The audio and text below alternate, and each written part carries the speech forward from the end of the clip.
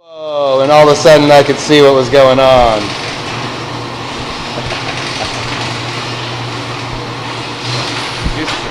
My name is Andrew Geaghan. I am owner and brewer here at Geaghan Brothers Brewing Company in Bangor and Brewer, Maine. So the restaurant's been in business? Yeah, so the restaurant started in 1975. My grandfather started it way back then.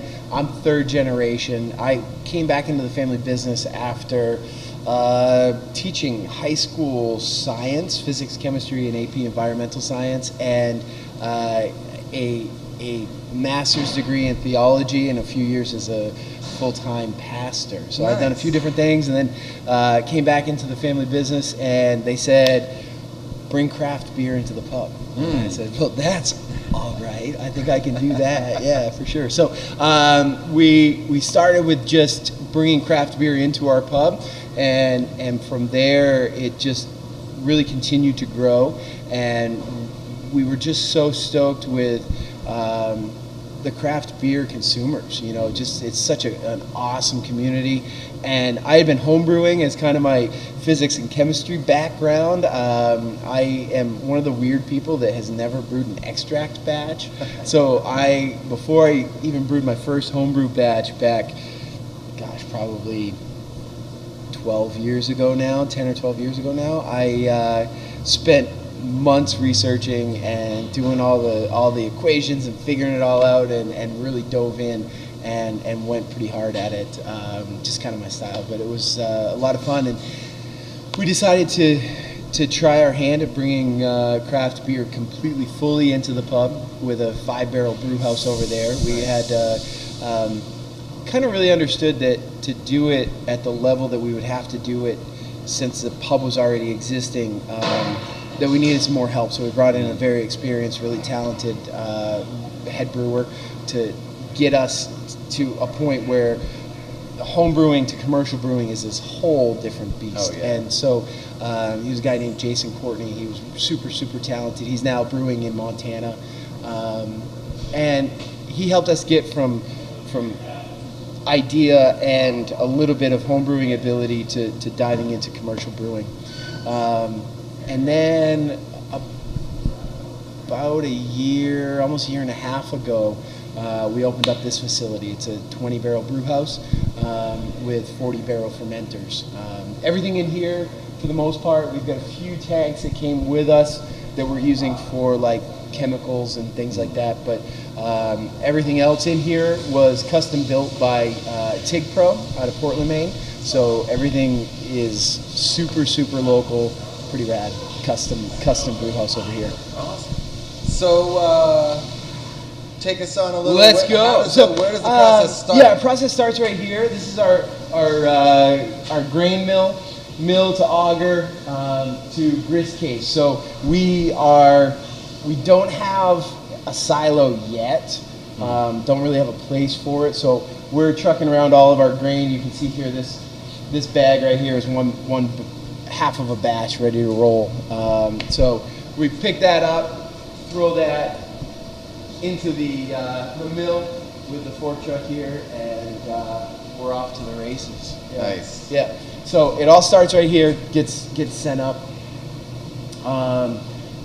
Again, everything's super custom. You can see the grist case was designed so that we can actually open up the bay door to drive the grain in, and then close it, because it's got all kinds of weird angles and stuff. It's pretty rad. Pretty rad.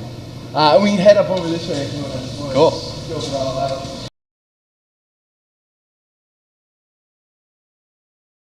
So everything over here, like I said, is super custom. We designed the system to kind of fit our needs, which is a really cool feature of what you can do when you work with a local welder. Yeah. So grist case, all the grain up there drops down through our grist hydrator into our mash tun. It's a mash lauter ton together. Grant is down under us. So what you see here, the grist case is where all the grains, once they're milled and we've cracked the outer husk and exposed the inner germ, they sit up there ready to drop down through here. So pull the chute, they come down through. Our batches are anywhere from like 24 to 3,600 pounds of grain per batch. We do 2 batches per day. So it's a 20 barrel system into 40 barrel fermenters. The really beautiful part about that is, when you're brewing, you're using essentially produce. It's a living thing. So your hops are going to come with tons of specs, tons of chemical analysis, all that sort of stuff, so you can manipulate those numbers and do the math and get pretty precise on your hop side. The grain does as well, but things like barometric pressure, things like humidity, they're going to change how your boil works. So when you get to the process of boiling, sometimes you're evaporating a ton, sometimes you're not evaporating quite as much, depending on how the world around you is. So double batching, you have a little bit more control even than a single batch on a commercial system like this, because you can get the first batch almost complete and test the numbers, and then work backwards from there to adjust the second batch to make it just right. So it's pretty rad. So right here it all starts. All the grain comes down in. We are mashing in here at a specific temperature, specific pH for each beer. So the higher the temperature you're mashing in, the bigger sugars you're going to get out. If you get too hot, you're going to start pulling tannins out, which is not favorable. If you're too low, you're not going to pull out much of any sugars. You're also not going to have your enzymes activated to convert starches into fermentable sugars if your pH is off. So there's that perfect window, and then some variability in that window. So typically for us, bigger beers, as far as like mouthfeel and how roasted and sweet we want a beer to be, the bigger the beer is on that range, slightly higher mash temperatures. So for a drier, lighter beer, you're going to end up with a little bit lower mash temperature. It's not going to pull out as many big sugars and those sorts of things. Right. Kind of just the first place that you're starting to really, beyond selecting your ingredients, on the process side, the mash is where a lot of that base foundation work for what your beer is going to be starts. So we really take our time with that. About an hour-long mash. We then do a circulation phase to make sure that any of the smaller grain particles that have gotten through the bottom, there's a wedge wire bottom that holds the grains. Some of the smaller particles will get through. We recirculate that up over itself to make sure that we don't take those to the kettle. If you boil those particles, you're going to get some stuff out of them that you don't really want. So we recirculate it, and then we send it from the mash into the kettle. So over this way. While we're doing that, we've got a big hot water tank and a cold water tank, so we can pull on demand water anywhere from 190 down to 34 degrees. Wow. On the fly, which is pretty rad. Do you guys treat any of your water for specific brews or anything like that? A little bit. We're not doing really any water matching like some people do. I feel as though a majority of commercial brewers are not really doing too much high-end water chemistry. Especially when you're in a place like Maine, and our water is fantastic. And beyond that, our water is really good for what we want to do for brewing styles. So I mean, like if we were going to try and make like a super light Helles lager or something like that, we might want to manipulate our water a bit. But with relatively straightforward ales, traditional American style brewing, our water is the perfect foundation for what that is. So. We don't do much. We do add some gypsum. Gypsum is solid for adding some calcium in and adding some extra potential to bring the hop profile forward, and it also helps us regulate the pH a little bit. So that's about all we typically do. We run everything through a carbon filter and a particulate filter, so ultimately we're starting with water that is pretty close to back to where it was before it was given some additives and stuff like that. So it's good water for sure that we're using, but that we've talked in the past about like a big RO system. So they make big reverse osmosis water filtration systems that will pretty much take your water completely back to H2O, nothing else. But for us, we really like our water. Yeah. We like the water of this region, and it adds some character to our beer that's favorable for us. So yeah, because it was funny while you're saying that. I'm thinking like, some people. There was a brewer that I talked to at the Tap Into Summerfest that was like, oh yeah, we do our broader this way for this kind of beer and we're that way, and I was like, oh, that's really impressive. But then I'm thinking about you guys, and you guys are all about like the local, home brew kind of feel. Yeah. And when you're doing that, you want your beer to reflect where you are. There's a lot of truth in that. And now if we were trying to really match a style that was very different than the norm of what comes out of this region, we might manipulate. We might play. For us right now, it really works the way it is. It really works the way it is, and that's really it too. We're trying to make a local product that speaks to the local culture and the local people, and what better place to start than with local water? Yeah, absolutely. No, for sure. So as we're moving from the mash tun over to the kettle, we're bringing that hot water over to rinse the grains and fill this vessel up. So this is really just a big boiling pot.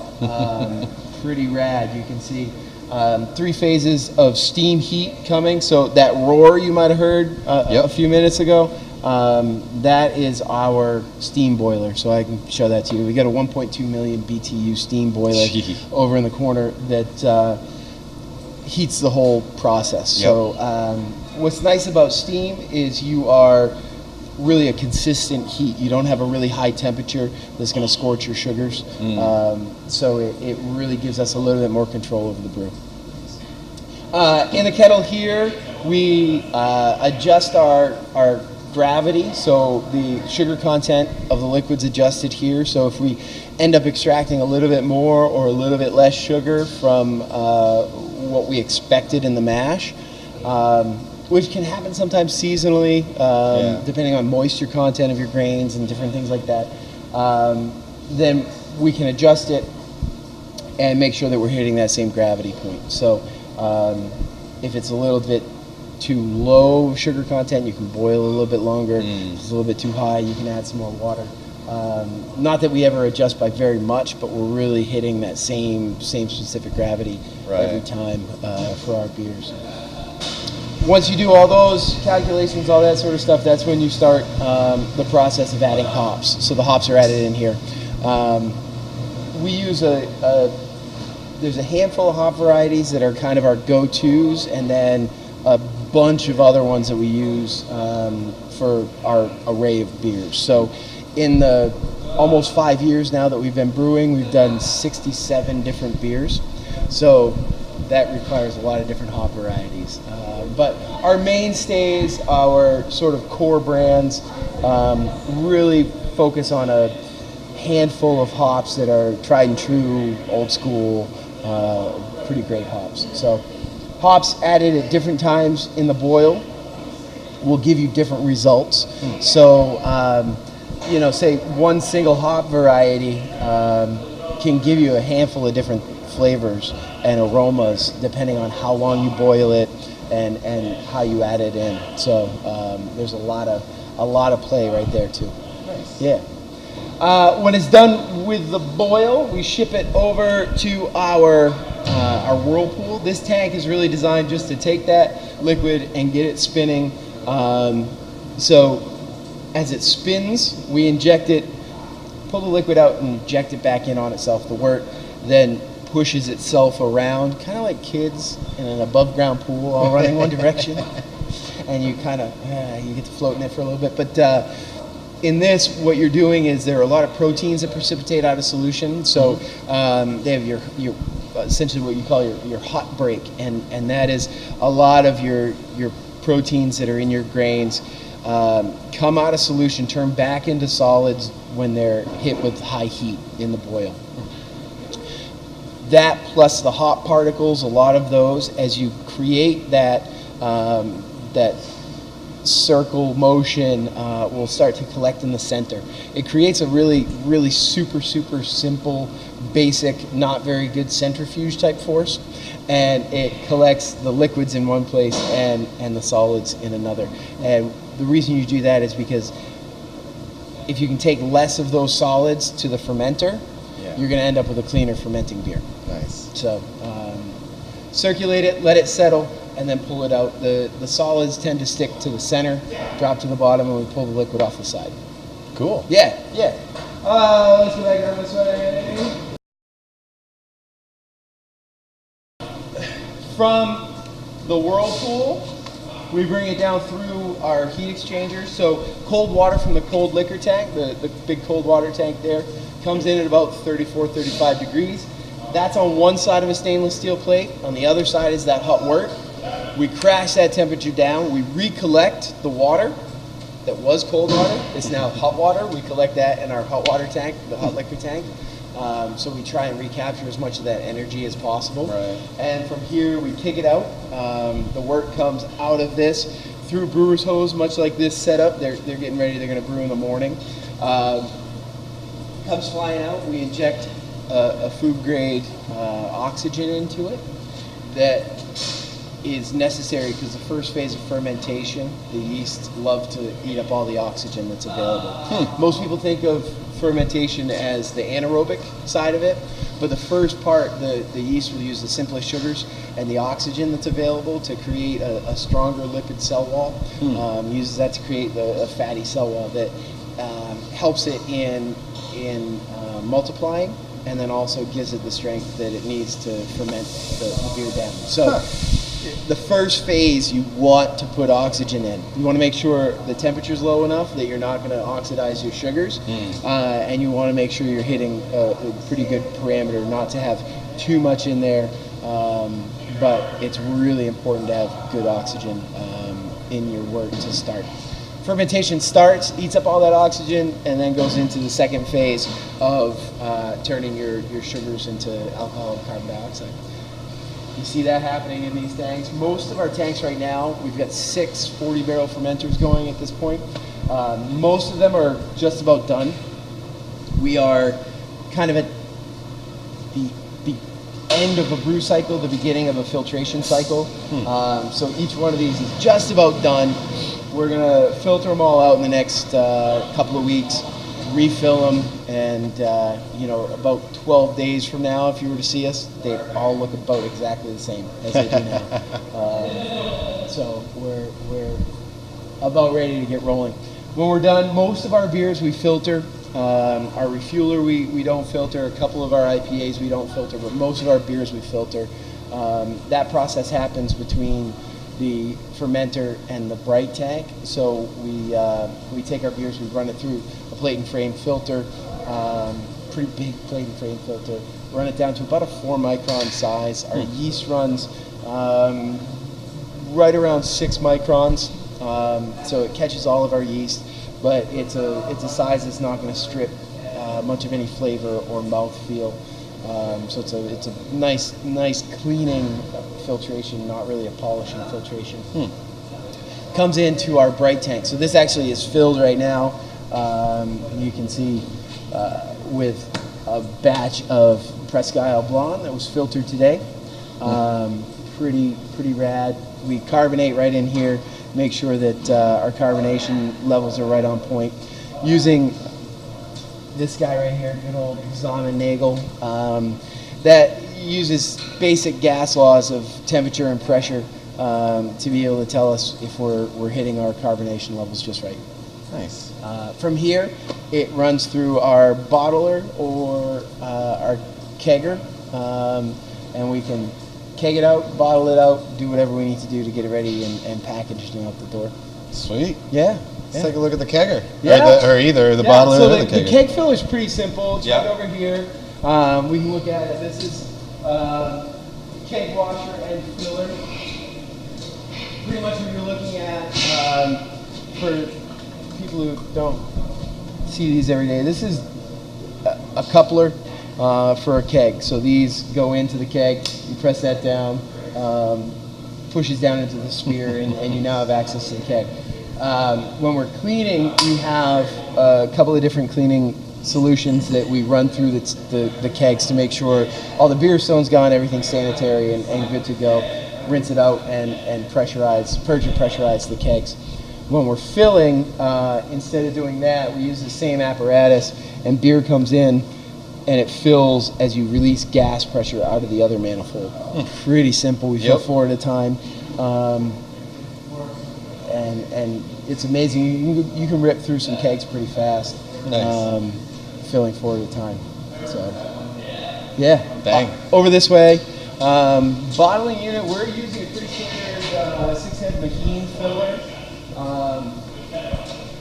We are over here. It's kind of tucked away right now, but you can see it over here. This we roll out, set up. We're still trying to conserve space, like definitely, and growing. But that fills 6 at a time. You bring that out, sanitize it, connect that to the bright tank, and you're ready to go. So we can do about, give or take, 50 cases an hour out of that.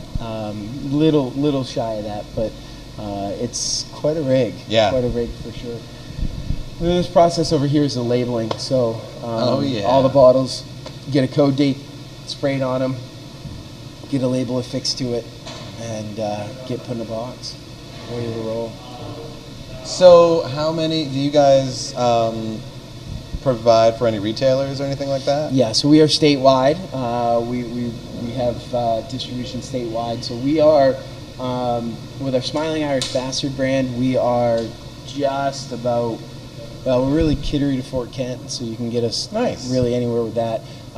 Smiling Irish Bastard is an American strong pale ale, nice dry hopped, hop forward pale ale, kind of like a super fresh version, Maine version of like a Sierra Nevada pale ale or something like that. Cool. So really nice beer. You can get it in the sort of north central to northern Maine market, so really anything Newport north. That beer is in Hannaford and Walmart and all those places. Nice.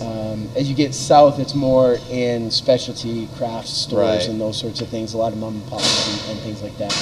But we're sending out a ton of that beer. We're putting out probably